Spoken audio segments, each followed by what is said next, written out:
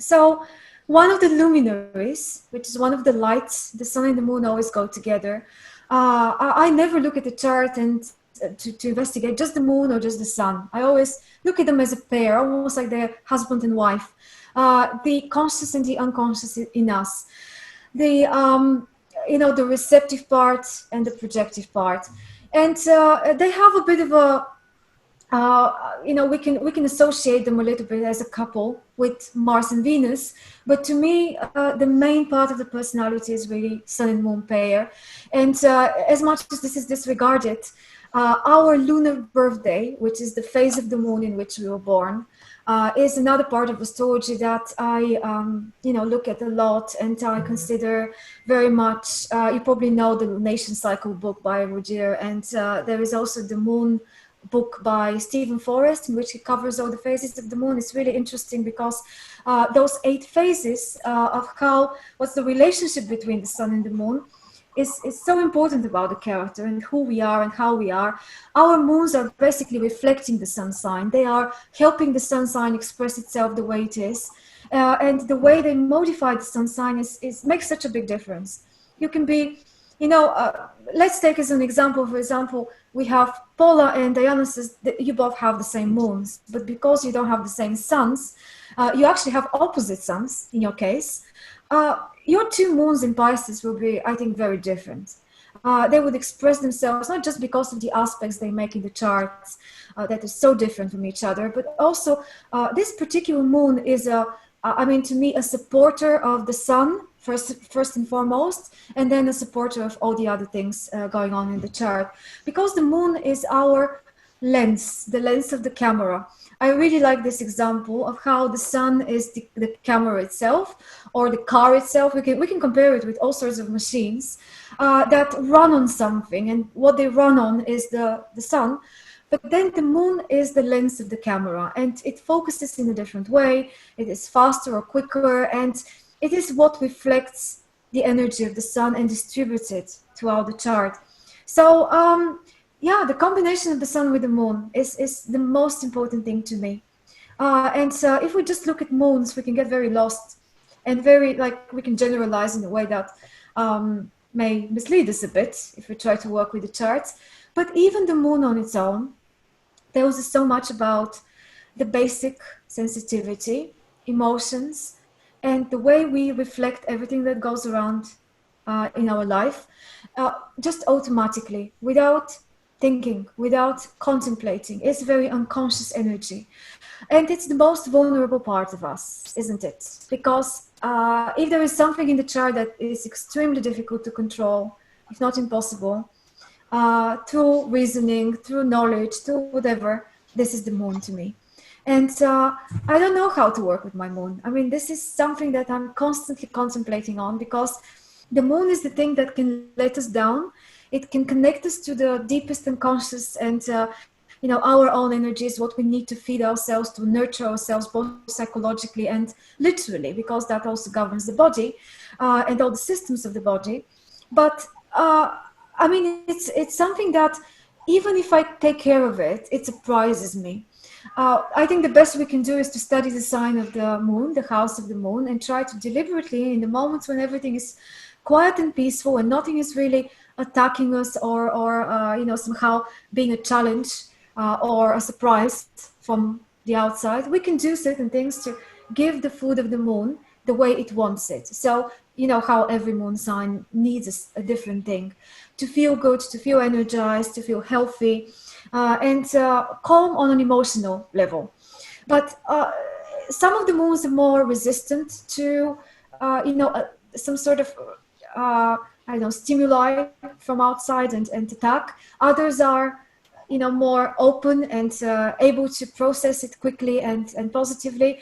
So the sign is really important. If you want, we can look through the different signs and go through each one of them, just for the sake of example, even if we don't have it here among us, because this is really coming to life in everybody. I think that most people would agree that they identify a lot with their moon sign. I don't know if you do.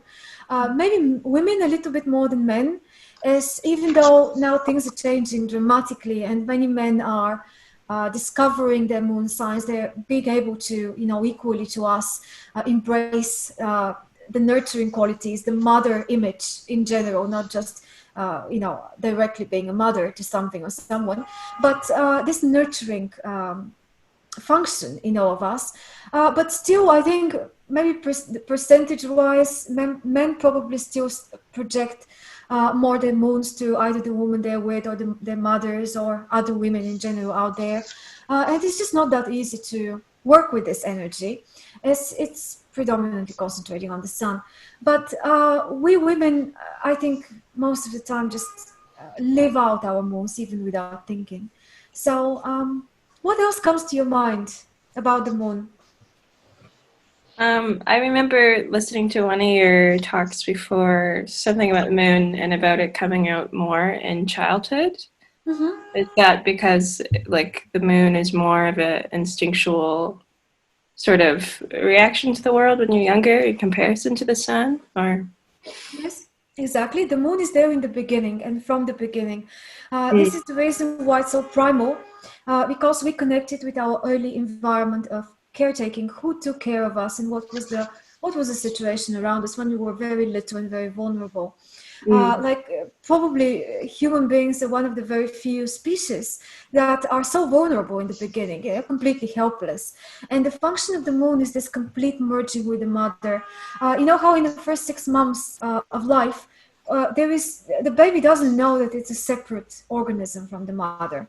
Everything is really lunar, really, emotions based, and the body of, we need more time. More time needs to pass in order for us to realize that we are separate. And this process of separation from the moon is sometimes taking a lot longer than nature has prescribed it to take. And all those psychological complexes from childhood, this is more related to the sign Cancer and the fourth house, but that's where they're stemming from. And this is a cycle of the progressed moon. I don't know how much you use the progressed moon, but it's got its parallels to Saturn. The Saturn, the transiting Saturn, takes the same time to go around the sun, around the zodiac, as the progressed moon takes to make one full circle. And this progressed moon is so, significant in following through the stages of life and the stages of growing up, very similar to the Saturn growing up. But the moon, I think, is this, primal level of transitioning from childhood, from dependency, from connection to parents, into, situations where we're really scared to be separate because we feel it's a survival instinct, the lunar instinct. We feel like we're going to die if we don't have anybody to take care of us. And the more we grow up, the more we separate from the moon. So yes, that's so connected to childhood issues as well. Madalena, what is your take on either having a day or a night chart? Say, like Lynn and I both have night charts who were born at night, and the moon is high. And I think, Amina, you have a night chart as well, don't you? Do you Yep. think that the moon is more powerful in those Yeah. charts Yeah, necessarily, or definitely. what do you feel? What's your take on that? Well, first of all, I don't know a lot of traditional astrology because that's not my concentration. I concentrate mostly on psychological, humanistic, evolutionary. But I do have an idea of this sect, separation of, this is a node concept. I don't know to what extent we can use it now so effectively as it was used before, because this was something that obviously worked really good when there were just 7 planets. And the questions astrology was asking and answering were more to do with social stuff and not that personal. But maybe I'm wrong. Maybe there is a lot there which can be explored. I definitely don't think that in a day. So the day and night charts, maybe you, Paul, can explain better than I. But it's like the sun. Is it the day charts are the ones that the sun is over the horizon? In the houses 7 to 12, and night charts are the Visible ones. in the sky, yeah. Yes, yes. It's daytime.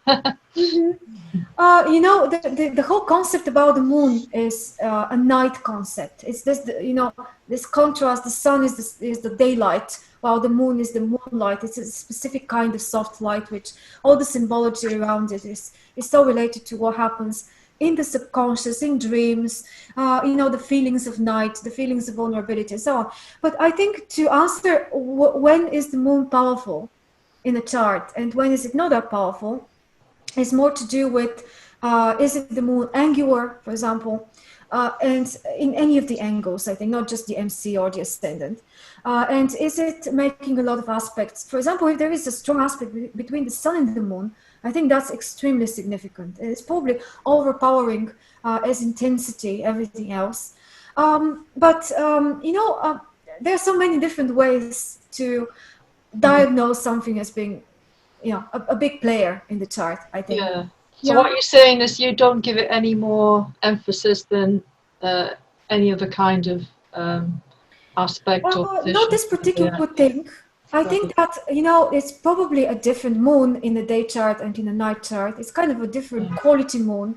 But I tend to think of everything in astrology as equally strong or not strong.